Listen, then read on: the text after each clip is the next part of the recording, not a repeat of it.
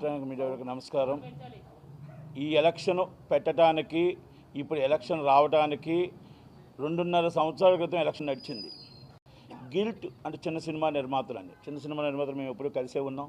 చంద్రబాబు గారు కానీ, కళ్యాణ్ గారు కానీ, ప్రసన్న గారు కానీ మేము ఎప్పుడూ కలిసే ఉన్నాం. ఓకే, ఇంతకు రవిచంద్ర గారు చెప్పారు, కళ్యాణ్ గారు చెప్పారు, ఎవరు ఏమేమి మోసాలు చేశారు, ఎవరెవరు చేశారు. నేను ఒకటే అడుగుతున్నా, అక్కడ ఉన్న గిల్ట్ వాళ్ళని 2 విషయాలు అడుగుతున్నా. మీరు ఫస్ట్ మంత్ వచ్చి సుప్రియ గారు ఏమన్నారంటే, మెడిక్లైమ్ అనేది మేము డబ్బు సంపాదిస్తున్నాం, మా డబ్బు మొత్తం ఈ అందరికి ఇవ్వాలంటే, చిన్న వాళ్ళకి ఇవ్వాలంటే చాలా కష్టమైపోద్ది కదా అన్నారు. మేము అందరం కొంత డబ్బు వేసుకుందాం, కౌన్సిల్ డబ్బు తీయద్దాం. ఎస్ రెడీ, నేను 4 మెంబర్స్ ఉన్నాను, మా పాప, నేను, మా మిస్సెస్, నలుగురు 4-5 లక్షల రూపాయలు వేస్తాం. మీరు ఎంత వేస్తారు రండి. ఎందుకంటే అక్కడ ఉన్న వాళ్ళని, అక్కడ లేని వాళ్ళకి మెడిక్లెయిమ్ సర్దాలి. ఎలా సర్దాలి? మీరు కౌన్సిల్ నుంచి, మీరు గిల్ట్ నుంచి తెస్తానన్న డబ్బు తేలేదు అని అడిగామండి. ఆ రోజు నుంచి మళ్ళీ 2.5 years అవుతుంది, ఇప్పుడు దాకా మీటింగ్కి వచ్చిన పాపానికి ఎరగలేదు. గెలిచిన వాళ్ళు మీటింగ్కి రాలేదు. గెలిచిన వాళ్ళు మీటింగ్కి రాకుండా ఇప్పుడు మళ్ళా వచ్చి ఏం చేస్తారు? ఐకానిక్ టవర్ వద్దండి, పేదవాడికి అన్నం పెడితే, చిన్న సినిమా నిర్మాతకి మెడిక్లెయిమ్ ఇస్తే, మీరు ఏదైతే ఉందో మీ స్వార్థం కోసం, 10 మంది స్వార్థం కోసం ఈ అడ్వర్టైజ్మెంట్స్ అయ్యి గిల్ట్లో సంపాదించుకుంటున్నారే ఆ డబ్బు. కానీ మేము 1600 మంది కోసం, ప్రసన్న గారు కానీ మేము స్టిల్ ఇప్పటికి కూడా మెడిక్లెయిమ్ ఇస్తూనే వస్తాం కూడా. కానీ మీరు 10 మంది స్వార్థం కోసం కోట్లాది రూపాయలు సంపాదించుకొని ఇలాగ ఎలక్షన్లకి, పార్టీలకి, పబ్బులకి, వాటికి ఎంజాయ్ చేస్తున్నారు. ఇది వాస్తవం కదా? మీ గుండెల మీద చేసుకొని చెప్పండి. ఇది నిజంగా చెప్తున్న, గిల్ట్ డబ్బు ఏమైంది? మీ అడ్వర్టైజ్మెంట్ డబ్బు ఏమైంది? మాకు అడ్వర్టైజ్మెంట్ లేవు. ప్రొడ్యూసర్ కౌన్సిల్ 1600 మంది మెడిక్లెయిమ్కి, లేకపోతే పెన్షన్లు అవ్వచ్చు, లేకపోతే ఏమైనా డెత్ అవుతే, ఏమైనా ఎమర్జెన్సీ అవ్వచ్చు, వాళ్ళకి ప్రొడ్యూసర్ కౌన్సిల్ నుంచి ఏ బాధపడి ఇస్తున్నామో, ఏ కష్టపడి ఇస్తున్నామో, ఏది కూడా ఆపలేదే. మరి మీరు గిల్ట్ నుంచి వచ్చి ఏమన్నారు? బాగా గుర్తుపెట్టుకొని దిల్ రాజు గారు కింద నుంచి వచ్చి, ఈ రోజు నుంచి మాదంతా ఇక్కడే ఉంటాం, ఇక్కడే కూర్చుంటాం, మేము ఏది కావాలంటే అది ఇస్తూ ఉన్నారు. విజయవాడలో వెళ్ళారు, వాగ్దానం చేశారు, మొత్తం డిస్ట్రిబ్యూటర్లు అందరికీ మెడిక్లెయిమ్ ఇస్తూ ఉన్నారు. ఆ మెడిక్లెయిమ్ ఏమైందో కూడా తెలియదు. అంటే మీరు ఎలక్షన్ కోసం మోసం చేసో, మాయ చేసో. ఫస్ట్ టైం చూశాను నేను ఒక ఛాంబర్ ప్రెసిడెంట్ 1 year తర్వాత అసలు ఫోన్ ఎత్తకుండా మళ్ళీ దిగిపోయేటప్పుడు కూడా చక్కగా హ్యాపీగా చెప్పి దిగిపోయాడు. అసలు ఎందుకు వచ్చాడు, ఎందుకు వెళ్ళాడో తెలియదు దిల్ రాజు గారు. అంటే నేను ఎందుకు పేర్లతో చెప్తున్నాను, నేను చేత కాలేదని ఒప్పుకున్నాడు ఆయన, నాకు చేత కాదు అని ఒప్పుకున్నాడు. అంటే నేను ఎందుకు పేర్లు పెట్టే చెప్తున్నానంటే, మా ఎవరు పేర్లు పెట్టలేదు, కానీ ఇస్ గిల్ట్లో ఉన్న మూల వ్యక్తులు. ఇప్పుడు ఒకళ్ళు అంటారు, ఆయన వంశీ గారు అంటారు, ఏమంటారు?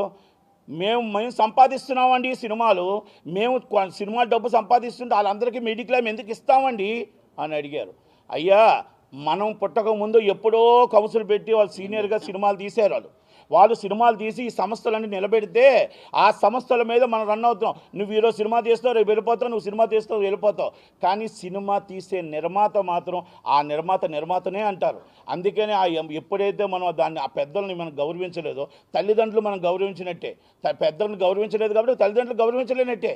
మీ 10 మంది ఈరోజు సినిమా తీయొచ్చు, ఈరోజు ఒక వ్యక్తి వెళ్ళిపోవచ్చు మీ దాంట్లో నుంచి, ఇంకో వ్యక్తి వెళ్ళిపోవచ్చు. మీ దాంట్లో చాలామంది అయిపోయారు, వెళ్ళిపోతున్నారు. వాళ్ళందరినీ వదిలేస్తామా?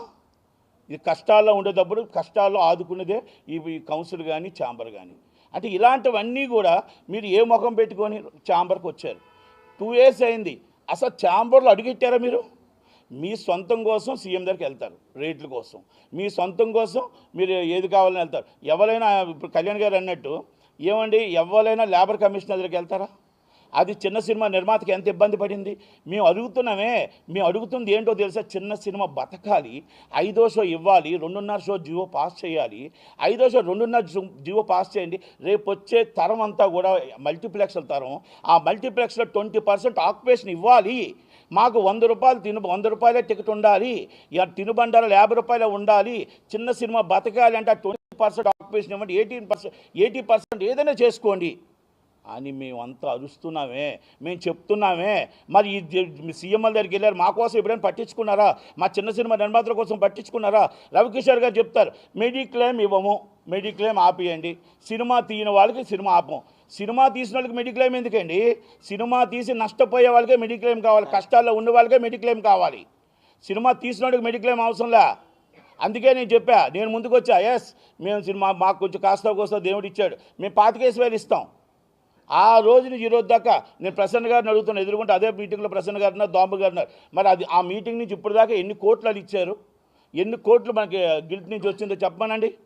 అంటే ఛాంబర్ కానీ కౌన్సిల్ కానీ వాళ్ళు వాడుకుంటున్నారు, వాళ్ళ స్వార్థానికి వాడుకుంటున్నారు. ఛాంబర్ పేరు చెప్పడమే తప్ప ఛాంబర్లో అడుగు పెట్టరు. దాన్ని సెక్రటరీగా దాము గారిని పెట్టారు. వాళ్ళు ఏం చెప్తే దాము గారు చేయడం. అంటే మెజార్టీ పీపుల్ అనేది వాళ్ళు ఉన్నారు, మామూలుగా ఇద్దరు ముగ్గురు అనేది మేము ఉన్నాం. అంటే ఏం చేశాడు అనేది మా వాళ్ళు అంతా చెప్పేశారు. మేము ఒక్కటే అడుగుతున్నాం, మెడిక్లెయిమ్ చెయ్యాలి అనేది ఎందుకంటే రేపు రాబోయే తరానికి చాలామంది ఇబ్బందులు పడుతున్న వాళ్ళకి మెడిక్లెయిమ్ చేయాలి. మెడిక్లెయిమ్ శాశ్వతంగా మా చిన్న సినిమా నిర్మాతలు అందరం కూడా కళ్యాణ్ గారు కానీ ప్రసన్న గారు కానీ మేము శ్రీనివాసరావు గారు కానీ మేమంతా మెడిక్లెయిమ్ అనేది కంటిన్యూ చేస్తాం. అలాగే 20% ఆక్యుపేషన్ అండ్ మల్టీప్లెక్స్ తెచ్చి తీరుతామని మళ్ళీ చెప్తాం. జియో తెచ్చి తీరుతాం, పరిగెడతాం, అందరం కలిపి వెళ్ళి బతిమలాడుకుంటాం, బాంబులాడుకుంటాం. 20% చిన్న సినిమా నిర్మాత బతకాలంటే తెచ్చుకుంటాం. అది మొత్తం 100 రూపాయల టికెట్ మాత్రమే. మల్టీప్లెక్సెస్ సింగిల్ స్క్రీన్లు త్వరలో ఉండవు.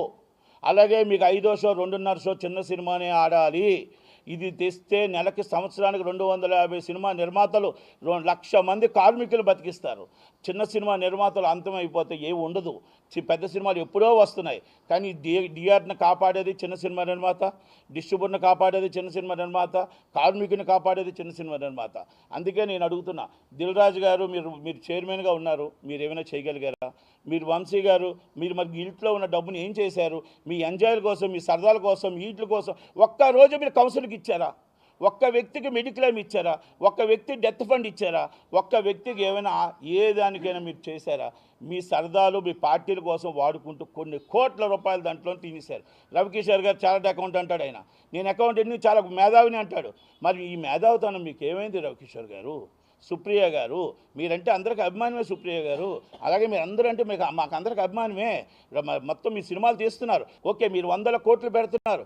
ఎవరికి పెడుతున్నారు? చిన్న సినిమా నిర్మాతలకి, కార్మికులు ఎంతమంది చిన్న సినిమా నుంచి బతుకుతున్నారు? కనుక దయచేసి మీరు మన ప్యానల్కి మీరు ఓటేసి అందరు మొత్తం ఎగ్జిబ్యూటర్, డిస్ట్రిబ్యూటర్, ప్రొడ్యూసర్, స్టూడియో అన్నీ కూడా గెలిపించండి. మేము ఏదైతే మాట ఇచ్చామో అందరి తరపు నుంచి మేము కంపల్సరీ ఈ 2 సంవత్సరాల్లో చేసి తీరుతాం. చిన్న నిర్మాతను కాపాడుతాం, చిన్న సినిమాని నిలబెడతాం. దయచేసి ప్లీజ్ రిక్వెస్ట్. అందుకనే మా పాపను కూడా నించోబెట్టాం. అందుకే యువత రావాలి. ఎందుకంటే వాళ్ళు రేపు రాబోయే సినిమాలు తీస్తున్నారు, మా అబ్బాయి సినిమాలు తీస్తున్నారు. మేము అందుకనే సరే మేము అందరూ పెద్ద మనుషులుగా ఉండి ఈ ప్యానల్ నిలబెట్టాలి, ప్యానల్ గెలవాలి. రేపు రాబోయే తరానికి మనం ఏం చెప్తున్నామని చేయాలనే ఉద్దేశంతో చేస్తున్నాం. కనుక ప్లీజ్ రిక్వెస్ట్, అందరూ ఓటేసి గెలిపించమని ప్రయత్నం. Thank you.